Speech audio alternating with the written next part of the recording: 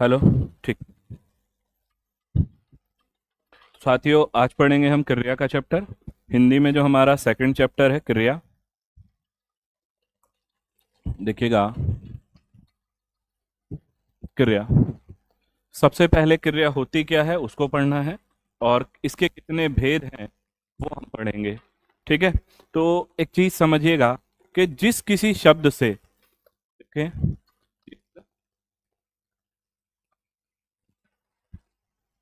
के द्वारा किसी कार्य का, किसी कार्य का करना या होना पाया जाए। ठीक है। जिस शब्द से किसी कार्य का करना या होना पाया जाए, तो वो जो शब्द होगा वह शब्द क्या होगा? क्रिया होगा। ठीक। अगली बात, अब इस क्रिया के मूल रूप को क्या कहते हैं? तो क्रिया का जो मूल रूप है, क्रिया के मूल रूप को कहते हैं धातु। क्या पता कि क्रिया का मूल रूप क्या कहलाएगा? धातु कहलाएगा। ठीक है। अब धातु क्या है से एग्जाम्पल देखें। जैसे एक शब्द है पाठ, इसमें मैं अगर अक प्रत्यय जोड़ दूं तो क्या बनेगा? पाठक। यहां, या जैसे एक शब्द है, देखिएगा, पाठ क्या होगा? धातु। अक क्या होगा? प्रत्यय। और पाठक। ठीक है, ये देख लीजिएगा। नेक्स्ट। अब यहां तक समझ में आया?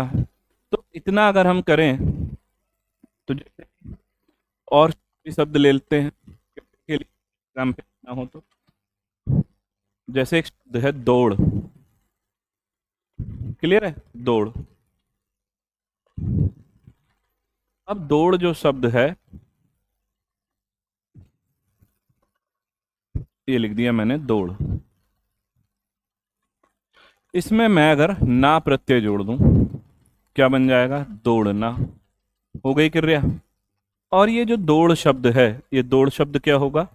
तो दौड़ शब्द आपका होगा धातु, ना उसमें प्रत्यय, और ये क्या हो गया? क्रिया, दौड़ने की क्रिया। इतना क्लियर हुआ? देखो, अभी दोबारा से समझें कि किसी कार्य का करना या होना क्या कहलाता है? क्रिया कहलाता है। ठीक है। और जिस शब्द के माध्यम से हमें पता चले कि कार्य का करना या होना पाया जा रहा है, तो वो जो शब्द होगा वो क्या कहलाएगा? क्रिया शब्द कहलाएगा। क्रिया का मूल रूप क्या है? धातु होगा। तो ये अब तक हमने पढ़ लिया क्रिया है क्या, क्रिया का मूल रूप क्या है। ठीक। इसके बाद क्रिया के भेद पढ़ते हैं। क्रिया, तो क्रिया को तीन तरीकों से हमने बांटना होता है। नंबर एक होता है कर्म के आधार पर। नंबर दो है प्रयोग या संरचना के आधार पर। ठीक है, कर्म के आधार पर। नंबर दो, प्रयोग या संरचना के आधार पर।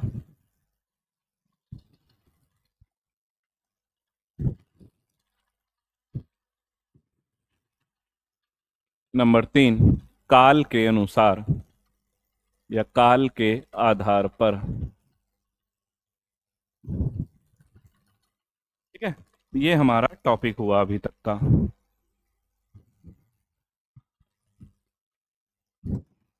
अब देखो, एक तरीका हमारा था कर्म के आधार पर, दूसरा हमारा है प्रयोग या संरचना के आधार, और तीसरा क्या है? काल के आधार पर। अब आपका कर्म के आधार पर कितने भेद होंगे? तो दो। एक होगा अकर्मक, दूसरा होगा सकर्मक। ठीक है। कर्म के आधार पर कितने भेद हैं? दो। नंबर एक अकर्मक और दूसरा सकर्मक। सकर्मक के कितने भेद होंगे? दो। सकर्मक के कितने भेद हैं? दो भेद हैं। एक है आपका एक कर्मक, दूसरा आपका है द्विकर्मक। एक कर्मक और दूसरा है द्विकर्मक। इतना समझ में आया? ठीक। अब आप पढ़ेंगे प्रयोग या संरचना के आधार पर। तो प्रयोग या संरचना के आधार पर कहीं 5 देखने को मिलते हैं, कहीं 6। मैं आपको 6 के 6 भेद कराऊंगा। ठीक है। सबसे पहले सामान्य क्रिया, सामान्य के बाद संयुक्त, संयुक्त के बाद प्रेरणार्थक, पूर्वकालिक क्रिया। तो 1 2 3 और ये 4। इसके बाद 5 है नाम धातु क्रिया और छठा है कृदंत क्रिया। देखें, प्रयोग या संरचना के आधार पर कितने भेद हैं? 6। सामान्य क्रिया, संयुक्त, प्रेरणार्थक, पूर्वकालिक, नाम धातु और कृदंत क्रिया। इसके बाद जो काल के आधार पर है उसके भी 3 भेद हैं। वर्तमान काल, भूतकालिक क्रिया और भविष्यतकालिक क्रिया। भविष्यतकालिक क्रिया। ठीक है। तो ये हमारा भेद हो गया, डिवाइडेशन हो गया कि आपका काल के अनुसार कितने भेद हैं? 3 भेद हैं, वर्तमान, भूत और भविष्य। ये आपका इधर हो गया। प्रयोग या संरचना के आधार पर आपके 6 भेद हैं, सामान्य, संयुक्त, प्रेरणार्थक, पूर्वकालिक, नाम धातु और कृदंत क्रिया। इसके बाद आपका अकर्मक और सकर्मक, ये हैं कर्म के आधार पर। सकर्मक के कितने भेद हैं? एक कर्मक और द्विकर्मक, 2 भेद हैं। मैं इसके बाद मैं आपका बता दूं, जितना भी मैं आपको पढ़ाऊंगा तो वो आपका एसआई का हिंदी हो, चाहे आपका किसी भी हिंदी, इसके बाद इसके क्वेश्चन छूटेंगे नहीं। जितना मैं टॉपिक पढ़ा दूंगा उसके बाद आपका कोई भी क्वेश्चन छूटने वाला नहीं है किसी भी एग्जाम में। ठीक है, चलिएगा आगे चलें। अब पढ़ें हम कर्म के आधार पर। तो सबसे पहला हमने हेडिंग बनाया अकर्मक क्रिया। ठीक है, सबसे पहला जो हमने हेडिंग बनाया वो हमने बनाया अकर्मक क्रिया। अब देखिएगा ए साथ लगा हुआ है, या मैं कहूं तो चलो इसको ऐसे लिख देता हूं, ए प्लस कर्म प्लस अक। ठीक है, अक तो चलो प्रत्यय जुड़ा हुआ है, कोई दिक्कत नहीं है वहां। और कर्म, तो कर्म माने काम और ए माने नहीं, अर्थात जिस क्रिया में कर्म साथ नहीं हो। परिभाषा बनाने के लिए देखिएगा, इस शब्द को तोड़ के लिखें, हिंदी लगभग लगभग अपने अंदर खुद से समाई हुई होती है। अकर्मक, कर्म साथ नहीं।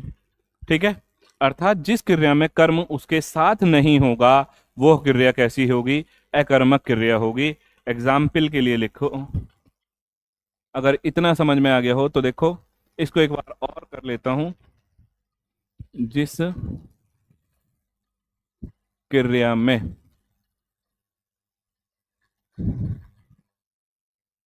कर्म साथ नहीं, कैसी क्रिया होगी आपका? अकर्मक क्रिया। नंबर 2, इसका एक और पहचान है, क्रिया का प्रभाव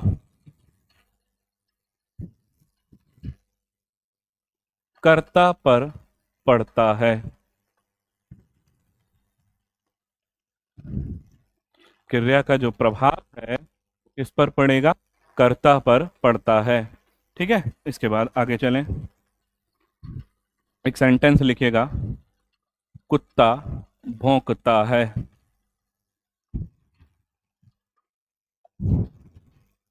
कुत्ता भौंकता है।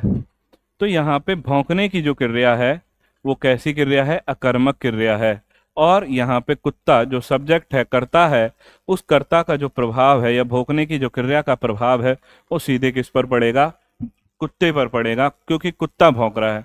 इसके बाद अगला एग्जाम्पल समझेंगे, जैसे राधा रोती है। तो राधा क्या है? रो रही है। इफेक्ट किस पे आएगा? राधा पे। उसके बाद अगला सेंटेंस लिखे, मोहन हंसता है। हंसने की कैसी क्रिया हो गई फिर? अकर्मक क्रिया हो गई। क्यों? क्योंकि हंसने का प्रभाव जो है वो किस पर पड़ेगा? मोहन पर पड़ेगा, कर्ता पर पड़ेगा। सेकंड हमने लाइन लिखी है, क्रिया का प्रभाव किस पर पड़ता है? कर्ता अर्थात सब्जेक्ट पर पड़ता है। जिस क्रिया में कर्म साध नहीं है, देखो यहाँ पे कोई सी भी तीन क्रियाएं हमने लिखी, तीन सेंटेंस लिखे हैं, उसमें क्या है? आपका कर्म साध है ही नहीं। अच्छा, एक और चीज हम रख सकते हैं, जैसे एक और चीज समझिएगा, श्याम दौड़ता है। यह मैंने एक सेंटेंस लिखा, श्याम दौड़ता है। अकर्मक क्रिया है या सकर्मक क्रिया है? तो यहाँ पे हमारा दौड़ने की जो क्रिया है वो अकर्मक है। क्यों? क्योंकि देखिएगा इम्पैक्ट किस पे आएगा? श्याम पे आएगा। यहाँ पे कर्म है ही नहीं, तो इसलिए ये क्रिया जो होगी वो कैसी क्रिया होगी? अकर्मक क्रिया होगी। अगर बच्चों यहाँ पे और चीजें भी चाहे मैं इंक्लूड कर दूं, कैसे? श्याम तेज दौड़ता है। श्याम तेज दौड़ता है, तब भी आपकी क्रिया कैसी होगी? अकर्मक क्रिया होगी। इसके बावजूद अगर मैं और इसमें थोड़ा सा इंक्लूड कर दूं कि श्याम बहुत तेज दौड़ता है, श्याम बहुत तेज दौड़ता है, तो देखिएगा तीनों ही क्रियाएं कैसी होंगी? आपका अकर्मक क्रिया होंगी। यहां से इसके बाद हिंदी में घबराने की जरूरत पड़ेगी नहीं आपको। क्या लिखा आपने? कि श्याम तेज दौड़ता है, श्याम बहुत तेज दौड़ता है। दौड़ने का जो इम्पैक्ट है वो किसके ऊपर पड़ेगा? सीधे श्याम पर पड़ेगा। चाहे वो तेज दौड़े, धीरे दौड़े या रुक रुक करके दौड़े, जैसा भी वो दौड़ने का, वो कैसे क्रिया बनेगी? आपका अकर्मक क्रिया होगी। ठीक है, अब देखिएगा एक और चीज करें, अगर इतना आ गया हो समझ में तो आगे चलें।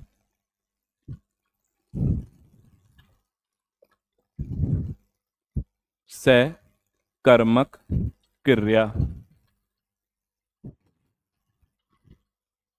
हमने यहाँ पे क्या लिखा? सकर्मक क्रिया माने साथ कर्म, अर्थात जब क्रिया का कर्म जो है कर्म साथ हो।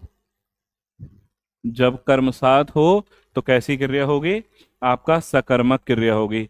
एक और चीज इसमें इंक्लूड कर दिएगा, या कर्म की संभावना हो। कर्म की संभावना हो, तब भी आपकी क्रिया कैसी बनेगी? सकर्मक क्रिया पड़े बनेगी। दूसरी बात अगर मैं कहूं कि अब क्रिया का जो प्रभाव है वो किस पर पड़ेगा?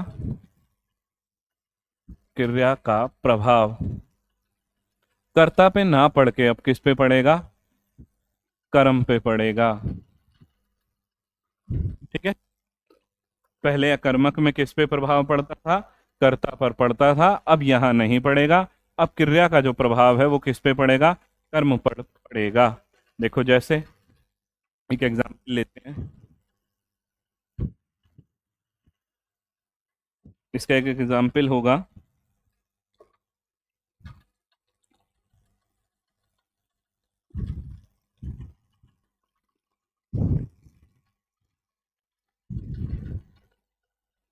सुमित फल खाता है।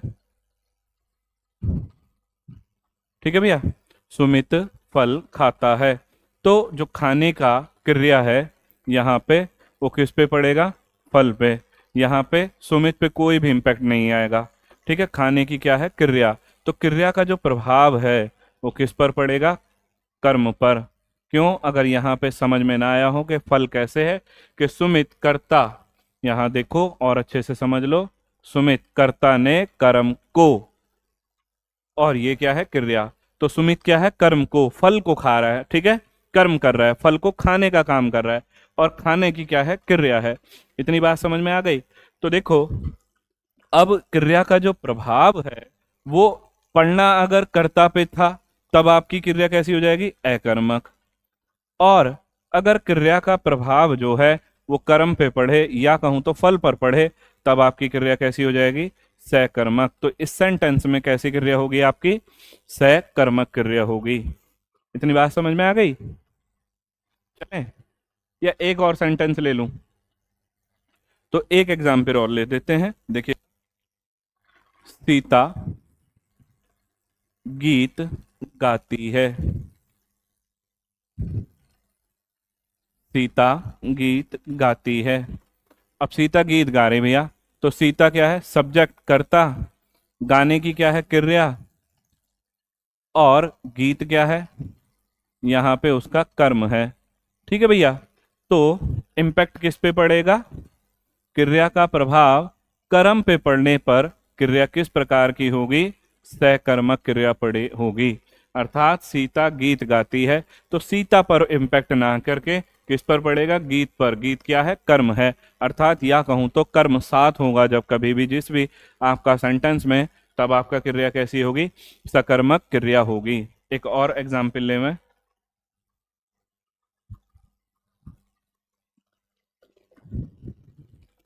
एक एग्जाम्पल और लिखिएगा। मोहन पढ़ता है। मोहन पढ़ता है। अब यहां देखो, इस सेंटेंस में केवल मोहन है कर्ता और पढ़ने की क्या है? क्रिया। यहां पे कर्म कहीं दिखाई नहीं दे रहा, लेकिन कर्म की संभावना होगी। कैसे कर्म की संभावना होगी? अर्थात मोहन पढ़ता है, आंसर करके देखो क्या पढ़ता है। आंसर मिलना चाहिए तो कुछ ना कुछ तो पढ़ेगा, चाहे वो बुक्स पढ़े, ठीक है, चाहे वो न्यूज़पेपर पढ़े, लेकिन मोहन जो है वो कुछ ना कुछ पढ़ता है। यहाँ पे संभावना है, तो इसलिए पढ़ने की जो क्रिया होगी वो कैसी होगी? सकर्मक क्रिया होगी। क्लियर है? चलें आगे। तो मैंने सेंटेंस में देखो, यहाँ पे जब लिखवाया भी है कि संभावना होगी, तो यहाँ पे क्या है? संभावना ही है। ठीक, तो इस तरीके से अगर एसआई में या किसी भी एग्जाम में सवाल आए तो आप उसको अकर्मक ना लगा के सकर्मक लगाएंगे। अगला, कोई भी एक अकर्मक क्रिया है। बच्चों एक और अच्छा से तरीका मैं आपको सिखाता हूं। अगर आपका एक कोई अकर्मक क्रिया है, उसको मुझे सकर्मक बनाना है, तो कैसे बनाऊंगा? अकर्मक से सकर्मक बनाना, थोड़ा सा समझेंगे, यहाँ पे इम्पैक्ट आता ही है। जैसे एक शब्द है टूटना। टूटना कैसी क्रिया है?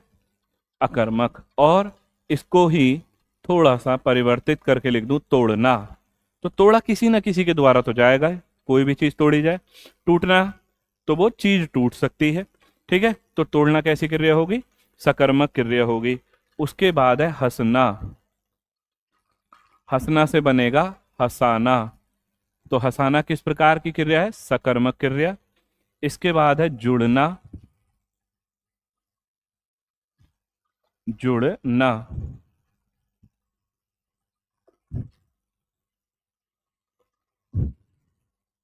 जुड़ना, जुड़ना से बनेगा जोड़ना।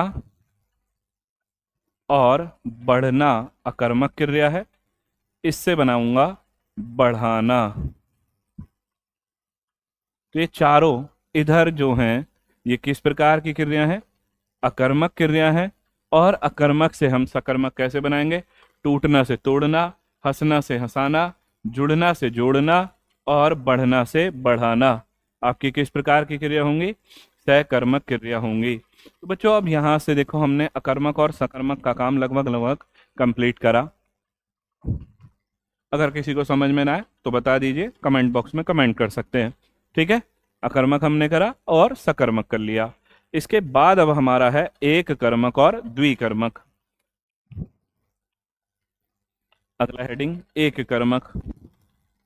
अब देखो सकर्मक का ही भेद है, एक कर्मक और द्विकर्मक। क्या है? एक कर्मक और द्विकर्मक किसके भेद हैं? सकर्मक के ही भेद हैं। तो अब यहां से हम इसको थोड़ा सा ऐसे कर लेंगे। देखो, एक कर्मक और द्विकर्मक,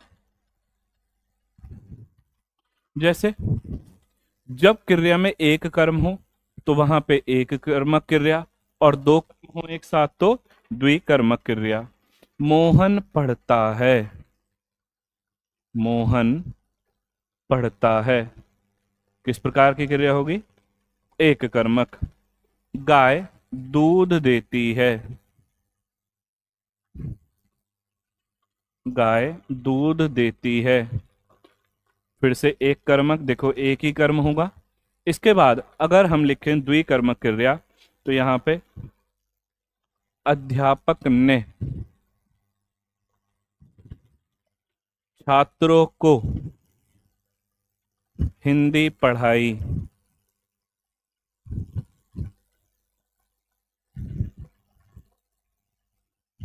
ठीक है, तो यहाँ पे कौन कौन से दो कर्म होंगे? एक तो छात्रों को, कर्ता ने कर्म को, छात्रों को, एक होगा यहाँ पे हिंदी पढ़ाने का। ठीक है, तो हमारे किस तरीके के कर्म हुए?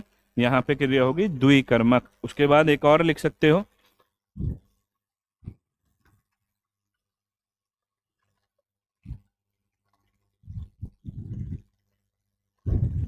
ठीक,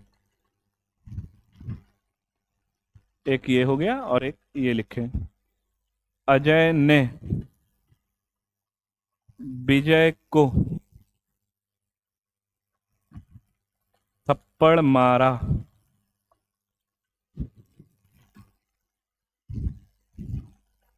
अजय ने विजय को थप्पड़ मारा। तो देखो, एक है विजय को, एक, और एक ये हो गया थप्पड़ मारा। दो कर्म हो गए आपके।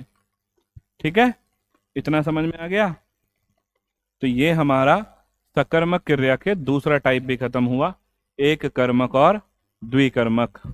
इतना अगर समझ में आ गया हो, तो इसके बाद का जो हमारा काम है, वो काम था हमारा सामान्य, संयुक्त, प्रेरणार्थक और ये। अब हमने कर्म के आधार पर क्रिया के भेद जो हैं कंप्लीट करे। प्रयोग या संरचना के आधार पर करते हैं आगे। सेकंड भेद है हमारा प्रयोग या संरचना के आधार पर।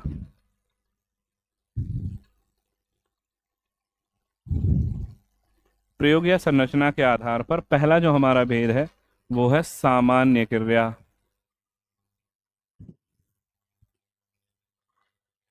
सामान्य, और दूसरा भेद है हमारा संयुक्त क्रिया।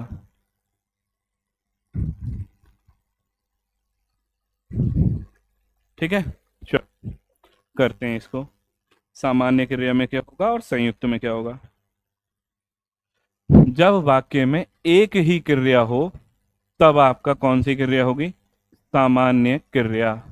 ठीक है, जब वाक्य में एक ही क्रिया हो, तब आपका कितनी, मतलब कौन सी क्रिया होगी? सामान्य क्रिया होगी। इसके बाद हमारा होगा अगला संयुक्त क्रिया। जब वाक्य में एक से अधिक क्रिया हो, जब वाक्य में एक से अधिक क्रिया हो, तब आपका कौन सी होगा? संयुक्त क्रिया होगी। ठीक है, इसके बाद अब एक एक एग्जाम्पल देखो कैसे इसको करते हैं। सामान्य क्रिया, जैसे संदीप जाता है, तो ये किस प्रकार की होगी? सामान्य क्रिया। इसके बाद है संतोष आई, किस प्रकार की होगी? सामान्य क्रिया। इतना समझ में आया? चलो आगे देखें। अब संयुक्त क्रिया में क्या पढ़ना है? जैसे दीपांशु खाना खा चुका। दीपांशु खाना खा चुका। एक होगी इसमें खाना खाने की क्रिया और दूसरी होगी खा चुका की। ठीक है, अगला सेंटेंस हम लेंगे, अगला एग्जाम्पल लेंगे। इसमें आपने दीपांशी ने खाना बना लिया। एक है खाने की क्रिया और दूसरी है बनाने की क्रिया। तो यहाँ पे जब एक से अधिक क्रियाएं जुड़ी हों, तब वहां पे संयुक्त क्रिया होगी, और जब केवल एक ही क्रिया हो, तो वहां पे सामान्य क्रिया होगी। ठीक, अगला, इसके बाद हमारा हेडिंग था सामान्य और संयुक्त हो गया, प्रेरणार्थक और पूर्वकालिक क्रिया करते हैं।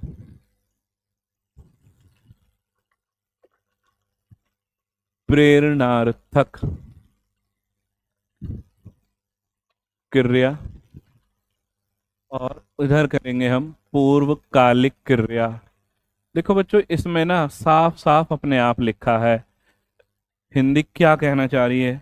अब प्रेरणार्थक क्रिया है, तो इसमें प्रेरणार्थक दूसरों को प्रेरणा दी जा रही होगी, किसकी? क्रिया करने की। अब क्रिया करने की प्रेरणा कैसे देते हैं? तो आपसे कोई व्यक्ति अगर कुछ काम करवाता है, अपने आप करता, ऐसे तो ऐसे समझे, जब कर्ता स्वयं ना काम करके किसी दूसरे व्यक्ति से करवाता है, तब वहां पे कौन सी क्रिया होगी? प्रेरणार्थक क्रिया होगी। ठीक है, यहां पे लिखे, कर्ता स्वयं ना करके दूसरे से कराता है, तब कौन सी क्रिया होगी?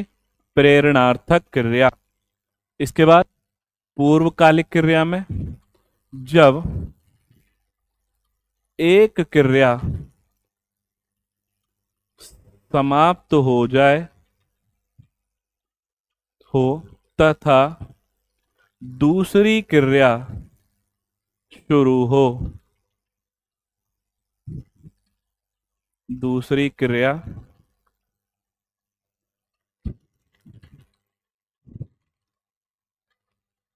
शुरू हो, तब जो पहली क्रिया होगी वो कैसी क्रिया होगी? तब पहली क्रिया पूर्वकालिक क्रिया होगी। देखो अब इसका अंतर समझेंगे।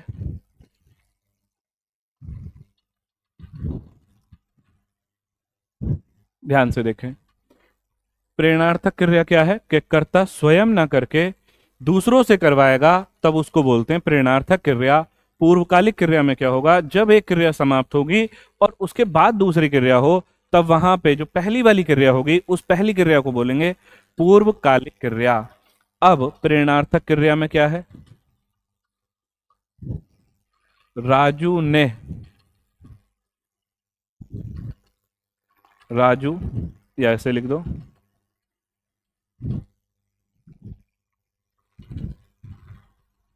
सीता से पत्र लिखवाता है। राजू सीता से पत्र लिखवाता है। तो राजू खुद ना करके क्या है? दूसरे से काम करवा रहा है।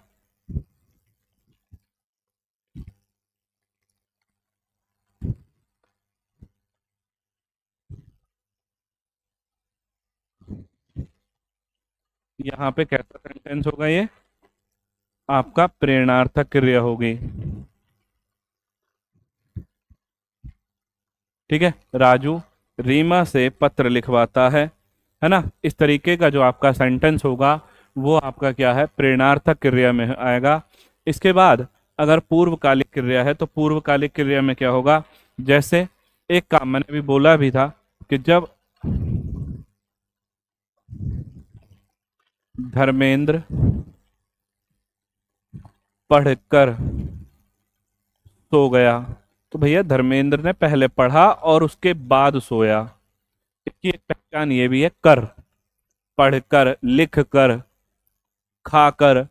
ठीक है, तो धर्मेंद्र पढ़कर सो गया, तो पढ़कर पहले पढ़ा था, ये जो क्रिया होगी पढ़कर, ये कैसी क्रिया होगी? पूर्वकालिक क्रिया होगी। इसके बाद एक और सेंटेंस देखिएगा, सिखा,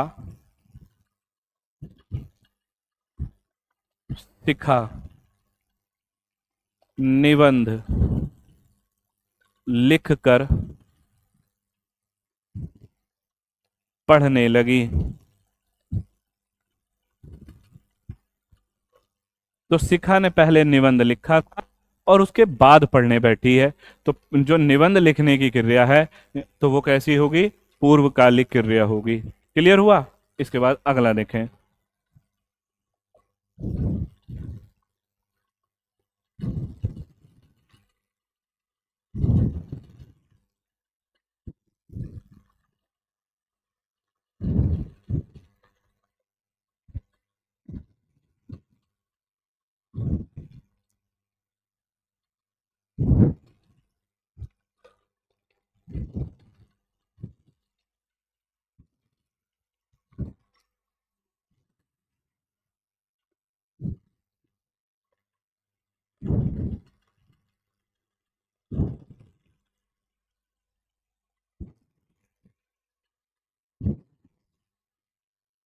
ठीक है, चलो अगला अब हमारा दो क्रियाएं और बची हैं।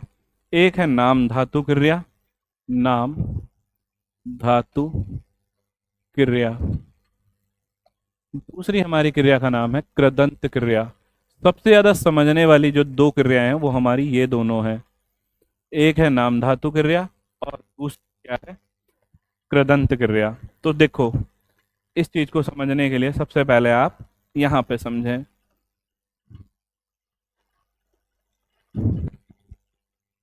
नाम, किसी भी वस्तु के नाम को हम संज्ञा कहते हैं, या यहाँ पे हमने परिभाषा में पढ़ा है किसी व्यक्ति, वस्तु और स्थान के नाम को क्या कहेंगे, संज्ञा कहेंगे। ठीक है, किसी व्यक्ति, वस्तु और स्थान के नाम को हमने क्या बोलना है, संज्ञा बोलना है। ठीक है, और क्रिया का मूल रूप, क्रिया का मूल रूप क्या कहलाता है, धातु। ठीक है, तो देखो अब यहां से नाम धातु क्रिया, नाम धातु में क्या होगा, मतलब ऐसी क्रिया जो संज्ञा, सर्वनाम और विशेषण, संज्ञा, सर्वनाम और विशेषण में प्रत्यय लगाकर बने। देखो परिभाषा कैसे बनी जा रही है, नाम धातु क्रिया क्या होगी, ऐसी क्रिया जो संज्ञा, सर्वनाम, विशेषण में प्रत्यय लगाकर बनाई जाए तो वह क्रिया क्या कहलाएगी, नाम धातु क्रिया कहलाएगी। अब देखो, जैसे एक शब्द है 60, तो 60 जो शब्द है एक संज्ञा है या सर्वनाम है। ठीक है, तो 60 से हम प्रत्यय लगा करके बना सकते हैं सठिया। एक शब्द है अपना, अपना क्या है, एक सर्वनाम है और इससे बना सकते हैं अपनापन। एक शब्द है रंग, ठीक है, रंग, रंग को हम बना सकते हैं रंगना। तो इस प्रकार के जो शब्द होंगे वो कैसे होंगे, नाम धातु क्रिया वाले शब्द होंगे। क्लियर है। अगला, इसको एक सेंटेंस के रूप में भी समझा सकता हूं, अभी करेंगे, तब तक पहले आप इसको समझें, अगर इतना समझ में आ गया हो तो। या चलो एक बार और इसको अगले पेज पे समझा देता हूं। नाम धातु क्रिया क्या है कि संज्ञा, सर्वनाम, विशेषण में प्रत्यय लगा करके जब जो क्रिया का निर्माण होगा उस क्रिया को हम क्या बोलेंगे, नाम धातु क्रिया बोलेंगे। जैसे 60 से सठिया, अपना से अपनापन, रंग से रंगना। तो नाम धातु क्रिया का एक एग्जाम्पल भी ले लेता हूं। 60 साल की उम्र में लोग सठिया जाते हैं। 60 से शब्द क्या बना, सठिया जाते हैं। तो इस प्रकार की जो हमारी क्रियाएं होंगी वह कैसी क्रिया होंगी, नाम धातु क्रिया होंगी। अब अगला देखें, अगला है हमारा कृदंत, कृदंत क्रिया। इसको समझने के लिए पहले इस शब्द को ऐसे तोड़ लो, कृत प्लस अंत, अर्थात जिन शब्दों के अंत में कृत्य लगे हों, या मैं कहूं कृत प्रत्ययों से मिलकर बनी क्रिया क्या कहलाएगी, कृदंत क्रिया कहलाएगी। ठीक है, अब कृत प्रत्यय कौन सा होगा, जैसे लेख प्लस अक, तो अक जो है यहां पे कृत प्रत्यय होगा और शब्द बनेगा लेखक। और लेखक जो शब्द होगा वो कैसा बनेगा, कहलाएगा कृदंत शब्द कहलाएगा। एक बार और, कृदंत को हम कैसे तोड़ सकते, कृत प्लस अंत हो गया, इसका संधि विच्छेद करके देख लो, कृत प्लस अंत, और कृत प्लस अंत के लिए हम एक शब्द लिखें लेख। लेख क्या है, धातु है, अक उसमें मैंने प्रत्यय जोड़ा तो शब्द बना हमारा लेखक। तो अक जो प्रत्यय होगा वो कौन सा शब्द होगा, कृदंत, ये सॉरी कृत प्रत्यय होगा। ठीक है, इसके बाद एक और सकते हो, एक शब्द है पाठ, तो पाठ क्या है? धातु। इसमें मैं अक प्रत्यय जोड़ दूं तो आपका शब्द बना पाठक। ठीक है, तो ये जो अक प्रत्यय है ये कैसा कहलाएगा? कृदंत प्रत्यय कहलाएगा या कृत प्रत्यय कहलाएगा। और इस प्रत्यय से मिलकर बना जो शब्द होगा कृत शब्द होगा।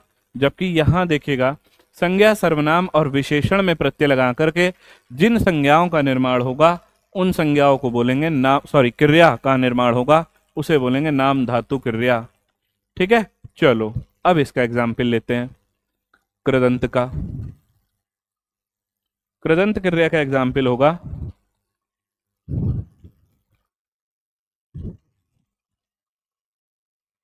और एग्जाम्पल्स समझने की जरूरत है। तो देखो, चल एक जो है आपका धातु है ना, इसमें मैं प्रत्यय जोड़ दूं तो हमारी शब्द बनेगा चलना।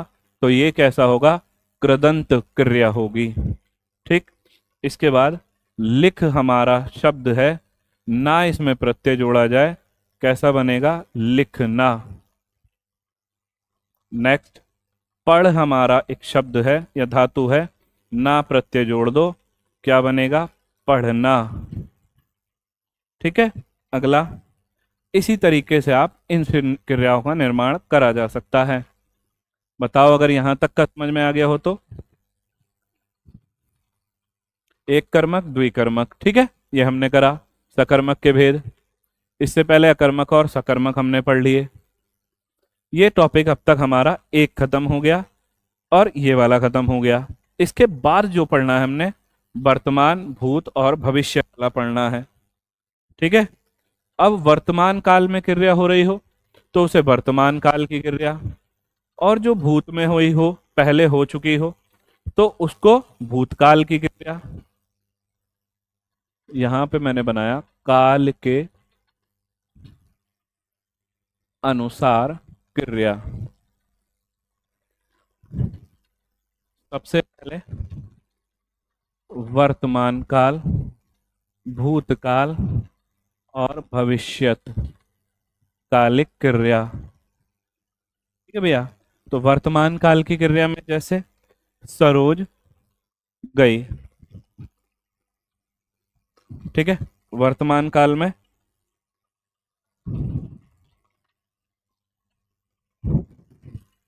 सरोज खाना बना रही है।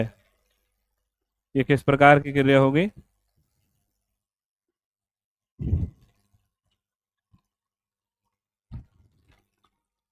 वर्तमान काल की क्रिया। क्यों? क्योंकि यह क्रिया का जो है अभी चल रही है ना। उसके बाद हिमांशु दौड़ रहा है।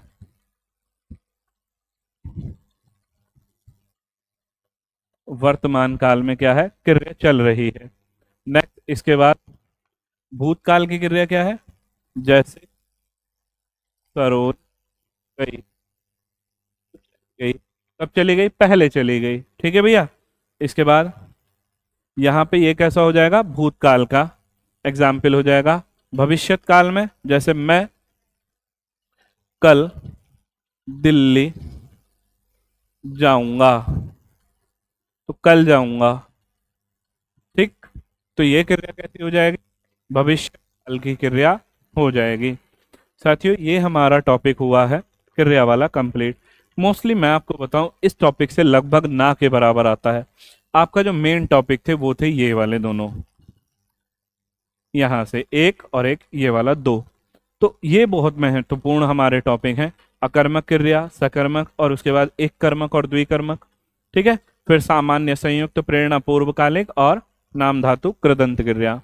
ठीक है, इस तरीके के जो हमारे टॉपिक हैं ये हमारे पेपर में एग्जाम्स में बहुत ज़्यादा एग्जाम रेलेवेंट टॉपिक है, एग्जाम ओरिएंटेड टॉपिक है, यहाँ से आता ही आता है। अब रही बात इसकी, तो साथियों अगर ये टॉपिक आपका क्लियर हो गया हो, समझ में आ गया हो, तो इसके बाद मैं आपको और अच्छा कैसे करवाऊं, तो इसके लिए मैं अब आप धीरे धीरे जैसे मैं ये टॉपिक पढ़ा लूंगा, मैं आपका क्या करूंगा, प्रैक्टिस सेट लेके आऊंगा, प्रैक्टिस शीट लेके आऊंगा, वो आपको ग्रुप के माध्यम से करवा दूंगा, या आपको ग्रुप जो भी हमारा एप्लीकेशन होगा उस एप्लीकेशन के अंदर हम इसको एनरोल कर देंगे, वहां से आप इसको कर सकते हैं। ठीक है, धन्यवाद।